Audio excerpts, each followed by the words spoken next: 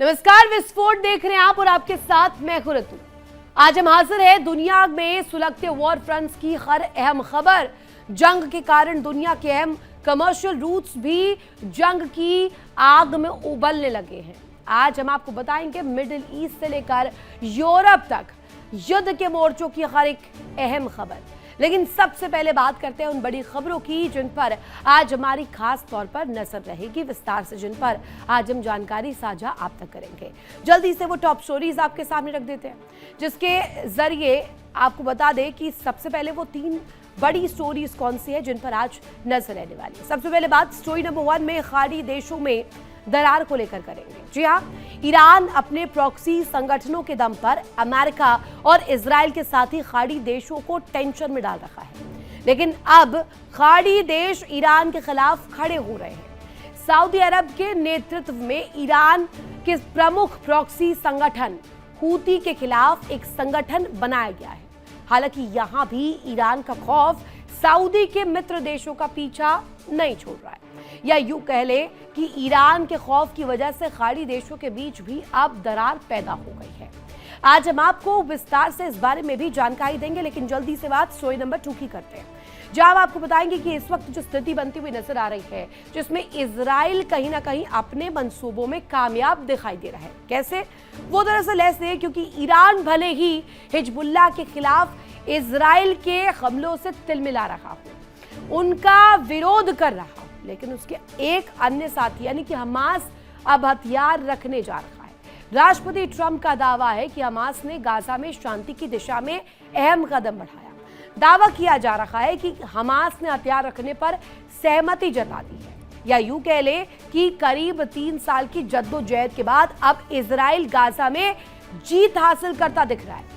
आज हम आपको इजराइल के बारे में विस्तार से रिपोर्ट देंगे कि आखिर कैसे इजराइल को इस वक्त साइकोलॉजिकल तौर पर एक विन मिल चुकी है, कोट अनकोट। क्या डिटेल्स है वो भी आपको देंगे। जल्दी से बात स्टोरी नंबर 3 की करते हैं, जहां हम आपको बताएंगे कि इस वक्त सुलगते इस फ्रंट पर एक तरफ जहां धधक रही आग, दूसरी तरफ रूस यूक्रेन के बीच भी तनातनी इस वक्त जस की तस है। आंधी की हवा में इस वक्त जो नजर आ रहा है, यूक्रेन बहता हुआ दिखाई दे रहा है। अंधी हो जाएगी यूक्रेनी सेना। अब ये कौन सा नया लॉजिक सामने आया? युद्ध का एक नया मोर्चा यूरोप में धधक रहा है। यूक्रेन और रूस की सेनाएं एक दूसरे में तबाही मचा रही है। अब तक तबाही झेल रहा यूक्रेन रूस को भारी नुकसान पहुंचा रहा है। हालांकि अब खबर है कि रूस ने युद्ध में ऐसा हथियार उतारने की तैयार कर ली है जो यकीनन यूक्रेन की सेना को अंधा और बहरा भी बना सकता है। और आज इस बारे में आपको बताएंगे कि कैसे रूसी सेना के नए हथियार और उसके वार के बारे में डिटेल्ड क्या रिपोर्ट सामने आई है, जिसके जरिए ये अंदेशा लगाया जा रहा है। चलिए शुरुआत करते हैं आज के सफर की और आपको दिखाते हैं तमाम स्टोरीज विस्फोट में। और इस बीच एक बड़ी खबर, ईरान की अमेरिका के खिलाफ कार्रवाई। आईआरजीसी का अमेरिकी सैन्य बेस पर बड़ा हमला।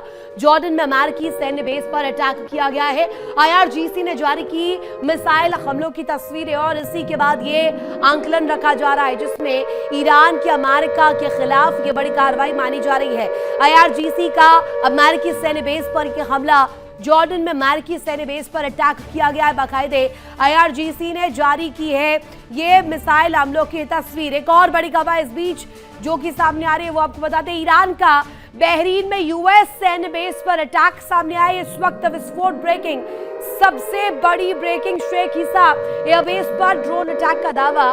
निशाने पर पावर जनरेटर्स, नेविगेशन सिस्टम और अन्य इमारत है।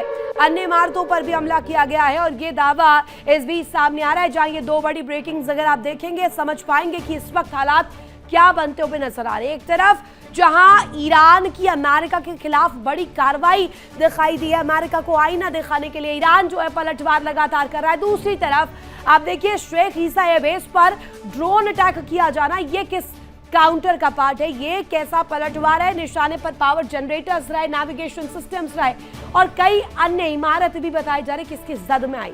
हमले का दावा इन इमारतों पर भी किया गया। अब ये 2 तस्वीरें आप देखेंगे तो इस वक्त शांति कहीं से दूर तक भी आपको नजर नहीं आएगी। एक तरफ IRGC का रुख दूसरी तरफ अमेरिका पलटवार उस हमले का करता हुआ नजर आ रहा है। एक और बड़ी खबर इस बीच ईरानी संसद के स्पीकर गालिबाफ का यूएस पर बड़ा आरोप सामने आया। अमेरिका रोजाना करता है नया अपराध। केशम द्वीप में आम लोगों के घर पर हमला किया गया। देखिए बहुत बड़ा आरोप है ये गालिबाफ का। गालिबाफ कह रहे हैं सिविलियंस को टारगेट किया जा रहा है। मिनाब पर हुए अत्याचारों का सिलसिला है और ये अपराध अमेरिका को भारी पड़ेगा। गालिबाफ इस बाबत बात रखते हुए नजर आए। मिडिल ईस्ट में अमेरिका और इजराइल भले ही दावा कर ले कि उन्होंने ईरान की क्षमताओं को खत्म कर दिया है, शून्य कर दिया है, भले ही वो ईरान में तबाही फैलाने के दावे कर ले, लेकिन हकीकत यह है कि इस युद्ध में ईरान खाड़ी का सुल्तान बनकर उभरा है और उसके खौफ की वजह से खाड़ी के देश दो फाड़ होने की कगार पर पहुंच गए हैं। कैसे और क्या स्थिति इस वक्त बनती हुई नजर आ रही है, दिखाते खास रिपोर्ट में आपको।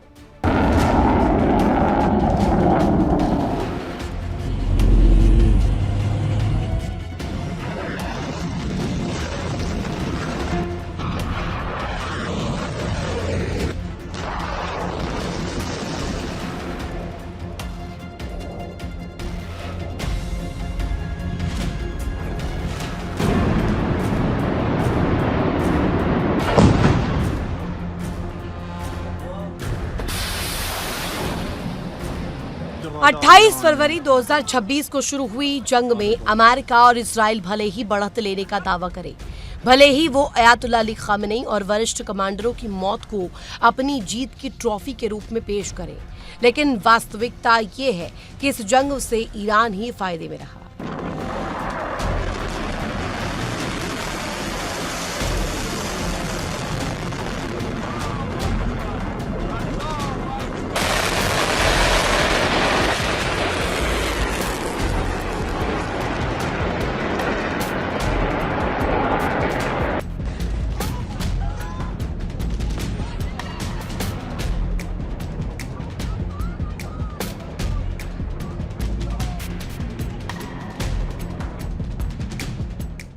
युद्ध में ईरान के पलटवार से खाड़ी के देशों को उसकी ताकत का एहसास हो गया। इस युद्ध ने ईरान को हॉर्मूज का बेताज बादशाह बना दिया, यानी दुनिया के करीब 20% तेल और गैस की सप्लाई पर ईरान का कब्जा हो गया।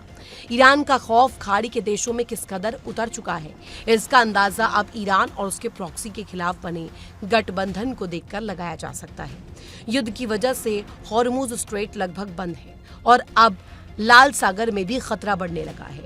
लाल सागर में लगातार यमन के हूती आतंकियों के हमले बढ़ते जा रहे हैं। बढ़ते खतरे को देखते हुए सऊदी अरब समेत 14 देशों ने एक गठबंधन बना लिया।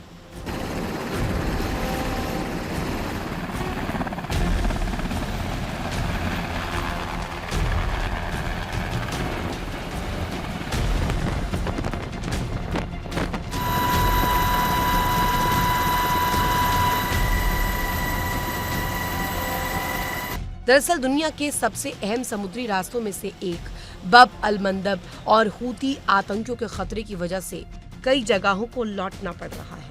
हूती आतंकी खुलेआम जहाजों को चेतावनी देकर शिपिंग ट्रैफिक पर दबाव बना रहे हैं। सऊदी अरब के नेतृत्व में बना गठबंधन हूती आतंकवादियों के खिलाफ एक्शन लेने जा रहा है। इसका मकसद लाल सागर के रास्ते शिपिंग ट्रैफिक की सुरक्षा सुनिश्चित करना है। सऊदी अरब और 13 अन्य देशों ने मिलकर मल्टीनेशनल मैरिटाइम डिफेंस अलायंस बनाने का ऐलान किया। ये अलायंस बब अल मंदब, लाल सागर और अदन की खाड़ी में इंटरनेशनल ट्रेड और एनर्जी सप्लाई सुनिश्चित करने के मकसद से बनाया गया।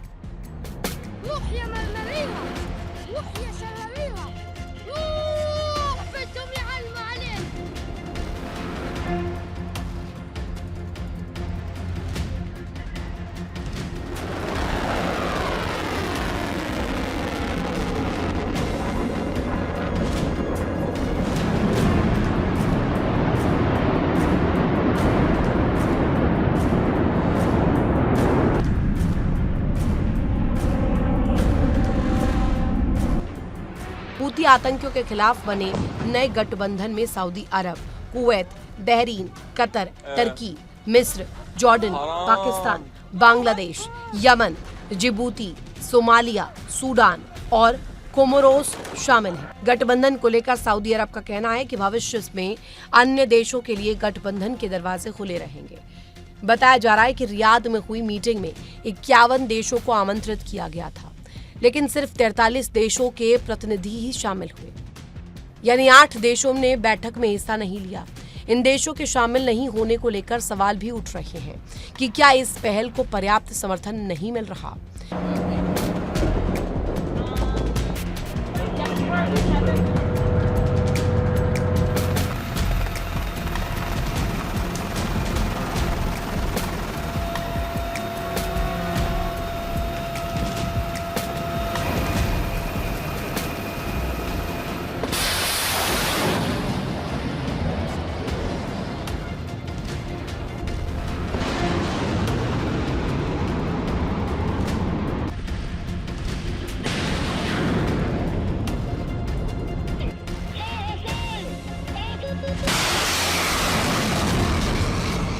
सबसे बड़ा सवाल संयुक्त अरब अमीरात यानी यूएई और ओमान की गैर मौजूदगी को लेकर खड़ा हो रहा है, क्योंकि ये दोनों ही देश खाड़ी क्षेत्र में सुरक्षा और समुद्री व्यापार से सीधे तौर पर जुड़े हैं।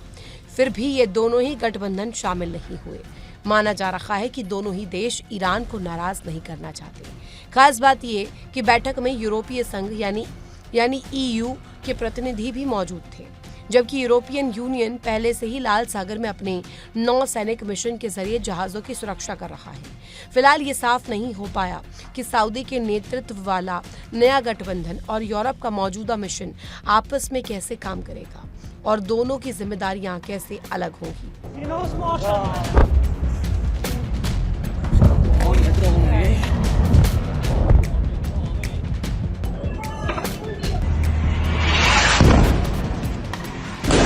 يا رب سترك يا رب سترك يضربوا كتاب حزب الله مغفرة المبين.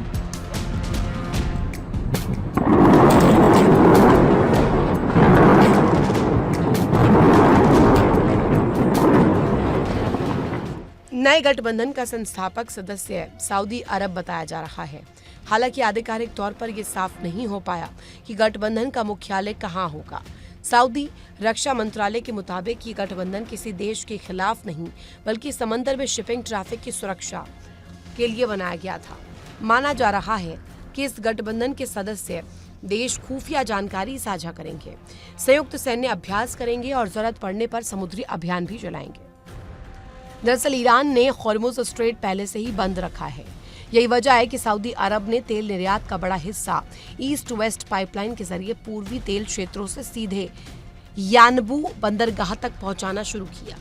यहां से उसका तेल लाल सागर से होते हुए पूरी दुनिया में जाता है, लिहाजा उसकी हॉर्मुज स्ट्रेट पर निर्भरता काफी कम हुई।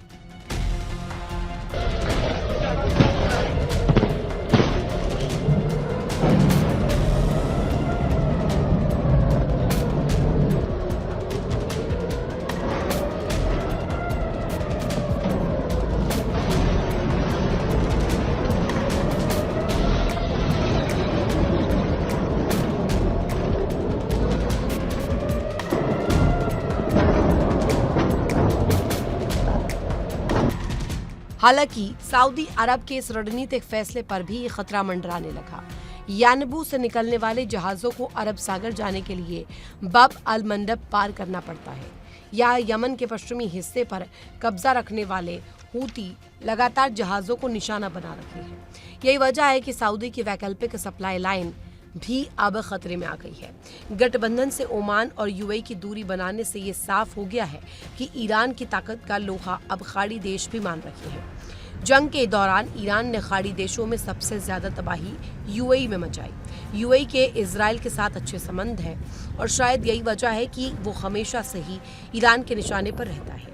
अमेरिका और ईरान के बीच हुए समझौते में ये प्रावधान था कि हॉर्मुज का प्रबंधन ईरान संबंधित देशों की मदद से करेगा। लिहाजा ईरान ने हॉर्मुज के दक्षिणी छोर पर मौजूद ओमान के साथ प्रबंधन पर समझौते की प्रक्रिया शुरू की। ओमान पहले तो जहाजों से फीस वसूलने के विरोध में था, लेकिन बाद में वो मान गया। यमन में हूती आतंकियों के खिलाफ अमेरिका और सऊदी अरब की सेनाएं कार्रवाई कर रही हैं। सऊदी अरब और हूती आतंकियों के एक दूसरे पर हमले लगातार जारी है। हूती लगातार सऊदी अरब पर हमले कर रहे हैं, तो सऊदी सेनाएं लगातार हूती आतंकियों को जवाब दे रही है। सवाल ये उठ रहा है कि ये गठबंधन ईरान और उसके प्रॉक्सी संगठन हूती के खिलाफ बना, इसका मकसद लाल सागर और बबल मंडप में शिपिंग ट्रैफिक को सुरक्षा देना है। लिहाजा ये ईरान का गुस्सा जरूर बढ़ा सकता है। ऐसे में क्या खाड़ी देश ईरान के हमले झेलने की स्थिति में है? Bureau report, India daily.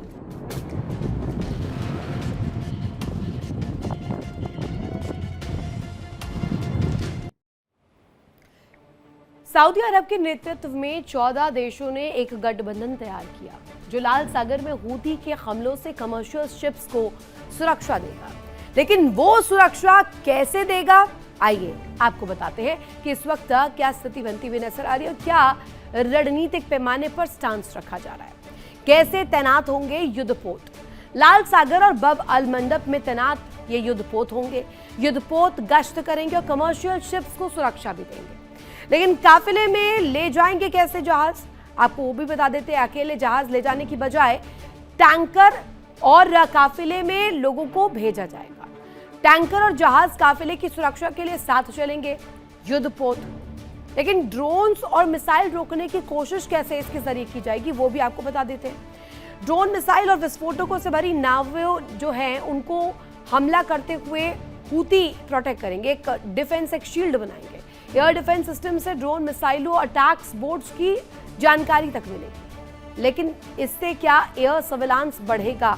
समंदर के ऊपर निगरानी करेंगे ड्रोन्स, गश्ती विमान, निगरानी वाले विमान और हूती के लॉन्चिंग पॉइंट्स के साथ साथ संदिग्ध गतिविधियों की जानकारी भी पता चलेगी। इसके बाद सवाल उठता है कि क्या खुफिया जानकारी साझा हो भी पाएगी? होगी तो कैसे होगी?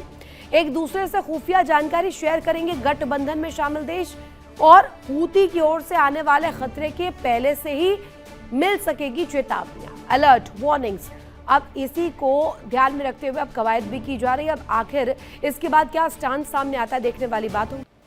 और इस बीच एक बड़ी खबर आपको बता दें, लेबनान में इजरायली सेना का एक्शन। दक्षिण लेबनान में हिजबुल्लाह के खिलाफ कार्रवाई तेज की गई है और इसी को लेकर इंफॉर्मेशन ब्यूफोर्ट रिस्क के नीचे बड़ा सुरंग कॉम्प्लेक्स नष्ट कर दिया गया है। 700 टन विस्फोटक से नष्ट किया गया कॉम्प्लेक्स और इसी को लेकर इंफॉर्मेशन मिल रही है जहां इसे पूरी तरीके से खत्म कर दिया गया है। जल्दी से तस्वीर आपके सामने रख देते हैं।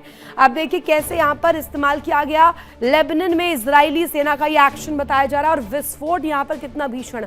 दक्षिण लेबनान में हिजबुल्लाह के खिलाफ कार्रवाई, ब्यूफोर्ट रिस्क को लेकर जिस तरीके से यहाँ पर जानकारी मिल रही है, ब्यूफोर्ट रिस्क जहां पर ये बड़ा हमला हुआ है और इसी के बाद की तबाही का जो ये मंजर है वो दिखाई दे रहा है। एक और बड़ी खबर इस बीच आपके सामने यहाँ पर जानकारी रख दे, जहां गाजा पर राष्ट्रपति ट्रंप का ये बड़ा दावा सामने आया और सीधे तौर पर स्पेशल यहाँ इनिशिएटिव दिया गया है। सीधे तौर पर पोस्ट के जरिए, सोशल मीडिया के जरिए ये इनिशिएटिव शेयर किया गया है। गाजा में शांति की दिशा में अहम कदम, हथियार छोड़ने को तैयार है हमास और दूसरे हथियारबंद गुटों के बीच समझौता हो चुका है। इस बाबत यहाँ पर इंफॉर्मेशन मिलती हुई नजर आ रही है। अब ये जो स्टांस है जिसमें गाजा में शांति की दिशा में अहम कदम उठाया जा रहा है, हथियार छोड़ने के लिए हमास पूरी तरीके से तैयार है। हमास और दूसरे हथियारबंद गुटों के बीच समझौता संभव है, ये भी जानकारी इस बीच मिल रही है।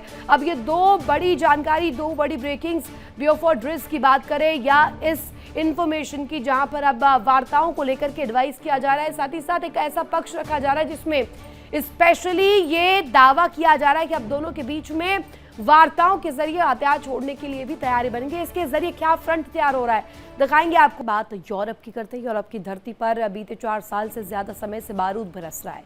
रूसी सेना और यूक्रेन के जवान एक दूसरे पर भीषण बमबारी कर रहे हैं, लेकिन अब रूस ऐसे हथियार उतारने जा रहा है जो यूक्रेन की सेना को अंधा बना सकते हैं। कैसे, आइए आपको बताते हैं।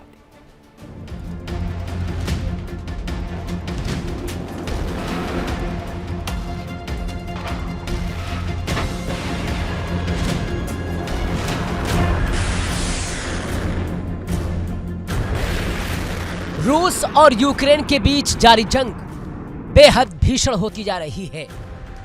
पहले रूस ने यूक्रेन में भारी तबाही मचाई, तो वहीं अब यूक्रेन की सेना रूस में जबरदस्त बारूदी बारिश कर रही है। यूक्रेन के ड्रोन रूस के अंदरूनी इलाकों में घुसकर अटैक कर रहे हैं।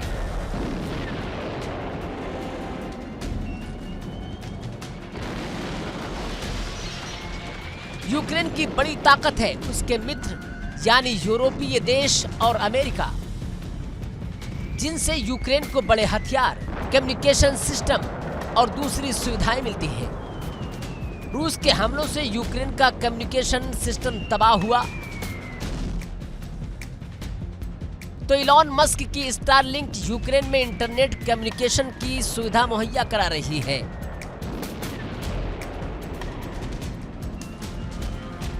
आज की तारीख में ये कम्युनिकेशन सुविधा ही किसी भी सेना की आंख और कान होते हैं। ये दुश्मन के सैनिकों, टैंकों, फाइटर जेट्स से लेकर ड्रोन, मिसाइलों और दूसरे हथियारों की पोजीशन बताते हैं, जिसके मुताबिक कोई देश अपनी तैयारी पुख्ता कर सकता है।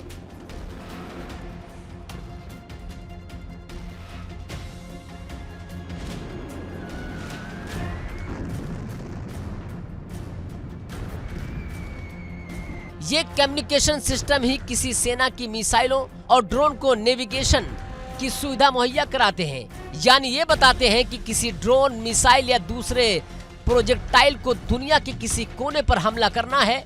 और अब रूस के नए हथियार यूक्रेन की सेना की सुनने और देखने की क्षमताओं पर हमला करने जा रहे हैं।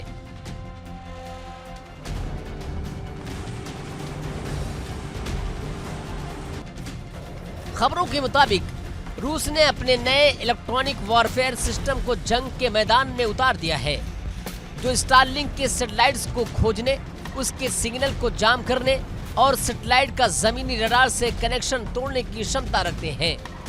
रूस का वोलना कुपोल गारंट एक खास दिशा में हाई फ्रीक्वेंसी रेडियो बीम का इस्तेमाल करता है। ये सिस्टम पृथ्वी से लगभग 500 किलोमीटर ऊपर घूम रहे सैटेलाइट को नुकसान पहुंचाने के बजाय उन्हें अंधा कर लेता है, यानी हमले के दौरान उनकी जमीनी टर्मिनल से जुड़ने की क्षमता खत्म कर देता है। रूस का डोबोल वॉरफेयर सिस्टम एक इलेक्ट्रोमैग्नेटिक छाता बना सकता है, जो जमीन और सैटेलाइट के बीच अपलिंक और डाउनलिंक को रोक सकता है। इसके अलावा कालिनका सिस्टम करीब 15 किलोमीटर की दूरी पर स्टारलिंक टर्मिनल से भेजे गए सिग्नल को रोकने का दम रखता है। करासुखा S4 को जासूसी सैटेलाइट, जमीन पर लगे रडार और हवा में निगरानी करने वाले सिस्टम को बेकार करने के लिए बनाया गया है। यह शक्तिशाली इलेक्ट्रॉनिक जैमिंग सिग्नल छोड़कर ऐसा करता है जो जरूरी रडार बैंड और दूसरे रेडियो फ्रीक्वेंसी सिग्नल में रुकावट डालते हैं। साफ है कि अगर नेविगेशन सिस्टम खत्म हो गया तो यूक्रेन की मिसाइलें और ड्रोन अपने रास्ते से भटक जाएंगे। वो यूक्रेन पर ही गिर सकते हैं, वो किसी और देश पर भी हमले कर सकते हैं। Bureau report, India daily 24x7।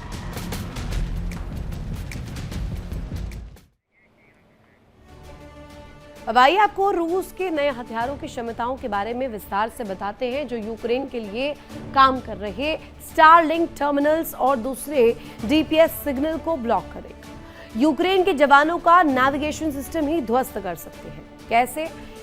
दरअसल यहाँ पर एक ऐसी तकनीक अपनाई गई है, वोलना कुपोल गारंट स्टारलिंक के कामकाज में बाधा डालने में सक्षम है। खास दिशा में हाई फ्रीक्वेंसी रेडियो बीम का इसमें प्रयोग होगा। पृथ्वी से तकरीबन 500 किलोमीटर ऊपर घूम रहे सैटेलाइट्स पर इसका असर पड़ेगा। सैटेलाइट की जमीनी टर्मिनल से जुड़ने की क्षमता को खत्म कर देगा और यही वजह है कि रूस के खतरनाक हथियार जो है यूक्रेन की नींद उड़ा सकते हैं। अब दूसरा इसमें पॉइंट उठता है कि आखिर टोबोल क्या है, टोबोल के जरिए कैसे यहाँ पर रुख रखा जाएगा। नेटो से जुड़े सैटेलाइट नेटवर्क में रुकावट डालने की क्षमता ये रखता है। कम्युनिकेशन लिंक के लिए बैरियर बनेगा, कम्युनिकेशन लिंक के दोनों सिरों को प्रभावित कर सकता है।